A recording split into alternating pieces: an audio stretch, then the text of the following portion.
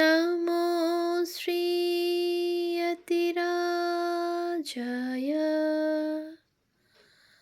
विवेकानन्दसूरये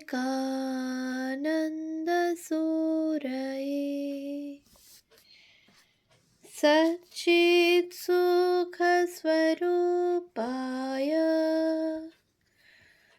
स्वामिने तापहारिणे।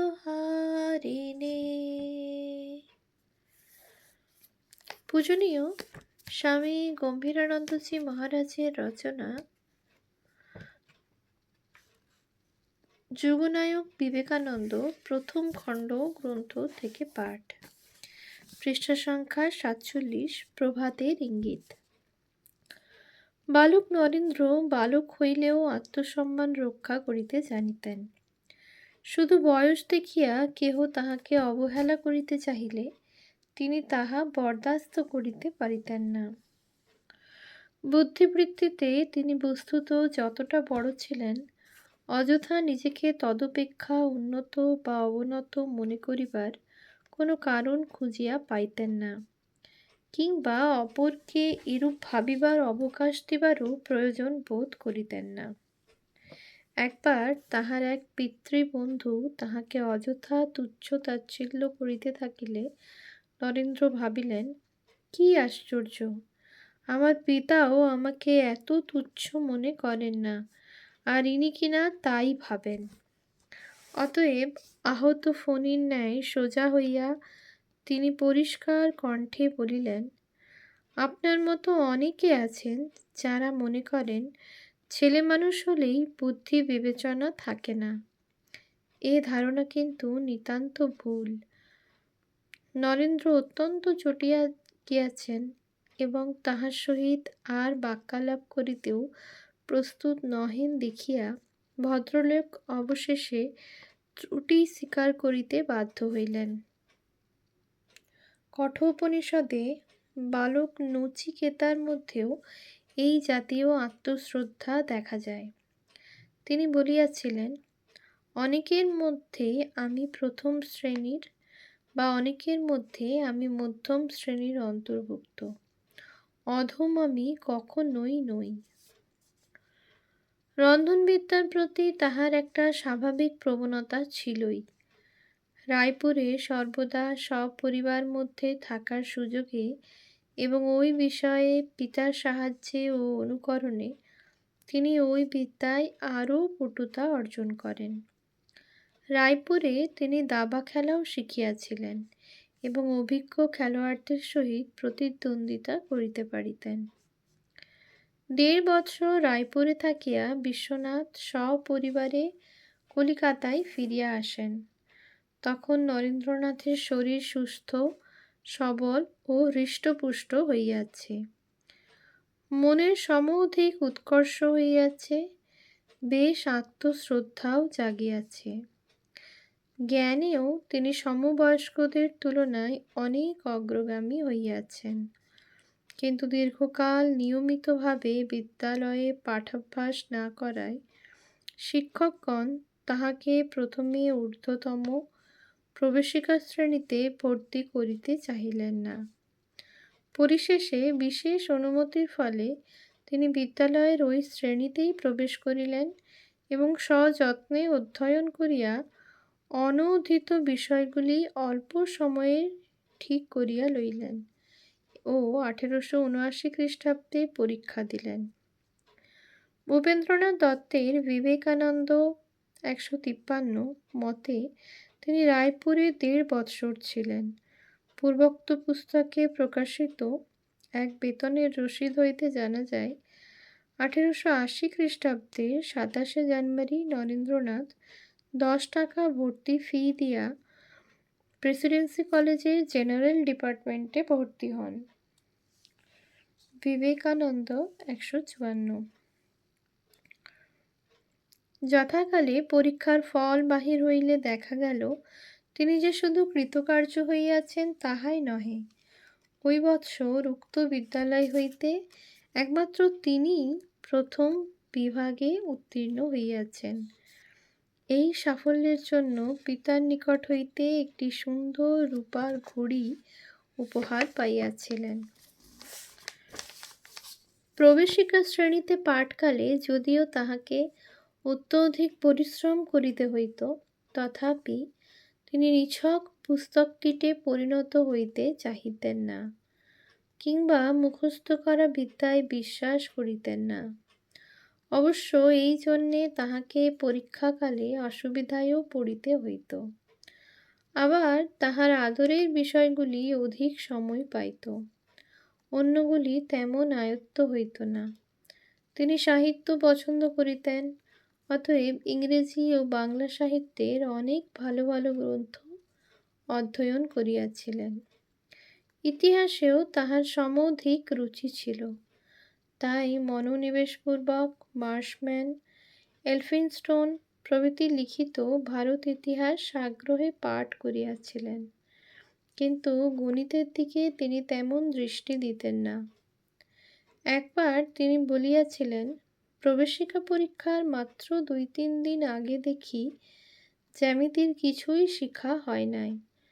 তখন সারা রাত জেগে পড়তে লাগলাম এবং 24 ঘন্টার মধ্যে জ্যামিতির 4 খণ্ড বই শিখে ফেললাম। সম্ভবত এই সময়েই তিনি বই পড়ার এক নবীন কৌশল আবিষ্কার করেন। তিনি পরে বলিয়াছিলেন, এমন অভ্যাস হয়ে গিয়েছিল যে কোনো লেখকের বই পংক্তি ধরে না পড়েও আমি বুঝতে পারতাম। প্রতি প্যারাগ্রাফের প্রথম ও শেষ পংক্তি পড়েই তার ভাব ধরতে পারতাম। এই শক্তি যখন আরও বাড়ল, তখন প্যারাগ্রাফ পড়ারও প্রয়োজন হতো না। প্রতি পৃষ্ঠার প্রথম ও শেষ পংক্তি পড়েই বুঝতে পারতাম। আবার যেখানে কোনো বিষয়ে বোঝাবার জন্য লেখক 4-5 বা আরও বেশি পাতা জুড়ে আলোচনা আরম্ভ করেছেন, সেখানে গোড়ার দিকে কয়েকটি কথা পড়েই আমি তা বুঝে নিতাম। কলিকাতায় তখন সাধারণ নাট্যশালার প্রথম সূত্রপাত হইয়াছে। নরেন্দ্র মাঝে মাঝে অভিনয় দেখিতে যাইতেন। সেখানে এক রাত্রের ঘটনায় তাহার সাহসের বিশেষ পরিচয় পাওয়া যায়। এক স্থানে অভিনয় চলিতেছে, এমন সময় আদালতের পেয়াদা রঙ্গমঞ্চে উঠিয়া এক অভিনেতাকে গ্রেপ্তারি পরোয়ানা দেখাইয়া এবং আইন ও আদালতে দোহাই দিয়া তাহাকে গ্রেপ্তার করা হইল বলিয়া ঘোষণা করিল। থিয়েটার ভাঙিয়া যাইবার উপক্রম হইয়াছে দেখিয়া নরেন্দ্রনাথ সতেজে গর্জিয়া উঠিলেন, স্টেজ থেকে বেরিয়ে যাও, যতক্ষণ না পালা শেষ হয় ততক্ষণ বাইরে দাঁড়িয়ে থাকো গে, এভাবে লোককে বিরক্ত করার মানে কি? তখনই সেই দৃপ্ত আদেশবাণীর সমর্থনে বহু কণ্ঠে সমস্বরে উচ্চারিত হইল, বেরিয়ে যাও, বেরিয়ে যাও, শিগগির বেরো। বেগ অধিক দেখিয়া পেয়াদা সরিয়া দাঁড়াইল, আর যাহারা নরেন্দ্রকে চিনিতেন তাহারা তাহার পিঠ চাপড়াইয়া বলিলেন, বাহবা ভায়া, বাহবা, তুমি না থাকলে আজ সব পণ্ড হতো। আবার গল্প বলায় তিনি ছিলেন সুনিপুণ শিল্পী। বাড়িতে ছোট ছোট ভাই বোনেরা বিছানায় শুইয়া আবদার ধরিত, দাদা গল্প বলো না, আর তিনিও অমনি চিত্তাকর্ষক সব কাহিনী বলিয়া যাইতেন। আলিবাবা ও 40 দস্যু, ব্যঙ্গম ব্যঙ্গমী, বিহঙ্গম বিহঙ্গমী ইত্যাদি রোমাঞ্চকর বা শিক্ষাপ্রদ গল্পের অবতারণা করিয়া শ্রোতাদের মনে আনন্দের ও কল্পনার তুফান উঠানো তাহার পক্ষে খুবই সহজ ছিল। বিদ্যালয়ে অধ্যয়নকালেই নরেন্দ্রনাথের বাগ্মিতা শক্তি স্ফুরিত হইতেছিল। একবার মেট্রোপলিটন ইনস্টিটিউশনে পারিতোষিক বিতরণের জন্য যে সভা হয়, তাহারই সঙ্গে একজন প্রিয় শিক্ষককে আনুষ্ঠানিকভাবে বিদায় অভিনন্দন দিবারও আয়োজন হয়। ছাত্রেরা ধরিয়া বসিল, ছাত্রদের পক্ষ হইতে নরেন্দ্রকে বিদায় অভিভাষণ দিতে হইবে, তাহাও আবার ইংরেজিতে। নরেন্দ্র তখন ইংরেজি ভাষা ও সাহিত্য সাদরে পাঠ করিতেন এবং বন্ধু মহলে এজন্য তাহার সুনামও ছিল। কিন্তু সে এক কথা, আর প্রকাশ্যে ভাষণ দেওয়া সম্পূর্ণ পৃথক কথা। বিশেষত সে সভায় সভাপতির পদ অলঙ্কৃত করিয়াছিলেন বাগ্মী প্রবর শ্রীযুক্ত সুরেন্দ্রনাথ বন্দ্যোপাধ্যায় মহাশয়। যাহা হোক, নির্ভীক নরেন্দ্র সম্মত হইলেন ও যথাকালে উঠিয়া দাঁড়াইয়া অর্ধ ঘণ্টা যাবৎ উক্ত শিক্ষকের স্থানান্তর গমনের ফলে ছাত্রেরা কত দুঃখিত হইয়াছে এবং বিদ্যালয়ের কী রূপ ক্ষতি হইতেছে ইত্যাদি বিষয়ে বিশুদ্ধ ও সুললিত ইংরেজি ভাষায় সুচিন্তিত বক্তৃতা দিলেন। বহুদিন পরে স্বামীজীর বক্তৃতা শক্তি বিষয়ে সুরেন্দ্রনাথ মন্তব্য করিয়াছিলেন, ভারতবর্ষে যত বাগ্মী দেখিয়াছি তাহাদের মধ্যে তিনি সর্বোত্তম ছিলেন। ইহাতে আশ্চর্য হইবার কিছুই নাই, কারণ ভগবান তখন হইতেই যেন তাহাকে স্বহস্তে গড়িয়া তুলিতেছিলেন এবং বিবিধ সুযোগ সুবিধার মধ্য দিয়া তাহার শক্তি প্রকাশের ব্যবস্থা করিতেছিলেন। বিদ্যালয়ের আলোচনা সভাদিতে তিনি সোৎসাহে যোগ দিতেন। অন্যান্য ক্ষেত্রেও গল্প বলা, সহপাঠীদিগকে বিভিন্ন বিষয় বুঝাইয়া দেওয়া, বিচার বিতর্কে সক্রিয় অংশগ্রহণ করা ইত্যাদির সাহায্যে তাহার ভাব প্রকাশের ক্ষমতা দিন দিন বাড়িয়া চলিয়াছিল। আবার বিধিদত্ত সুন্দর আকৃতি, মেঘমন্দ্রের ন্যায় গম্ভীর আওয়াজ, সঙ্গীত সদৃশ সুমিষ্ট স্পষ্ট আবৃত্তি, সুচারু বাক্যবিন্যাস প্রভৃতিও শ্রোতাদের হৃদয় কম আকৃষ্ট করিত না। কথিত আছে, তিনি পিতার নিকটই প্রথম সঙ্গীত শিক্ষা আরম্ভ করেন। বিশেষত সঙ্গীতামোদী বিশ্বনাথ যখন রায়পুরে ছিলেন, তখন নরেন্দ্রকে নিকটে পাইয়া অনেক প্রকার গান শিখাইয়াছিলেন। সত্যেন্দ্রনাথ মজুমদারের মতে, পিতার নিকট তিনি বাল্যকাল হইতে সঙ্গীত শিক্ষা করিয়াছিলেন এবং গীত ও বাদ্যেও তাহার অধিকার ওই কালে কম ছিল না। বিবেকানন্দ চরিত ৩৫।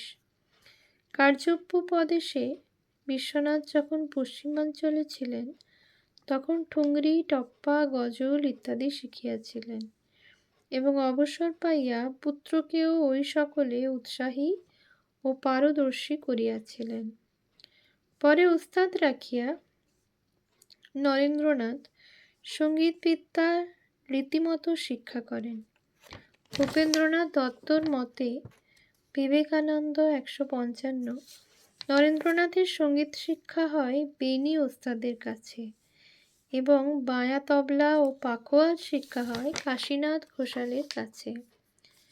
ঘোষাল মহাশয় তখন আদি ব্রাহ্ম সমাজে পাখোয়াজ বাজাইতেন।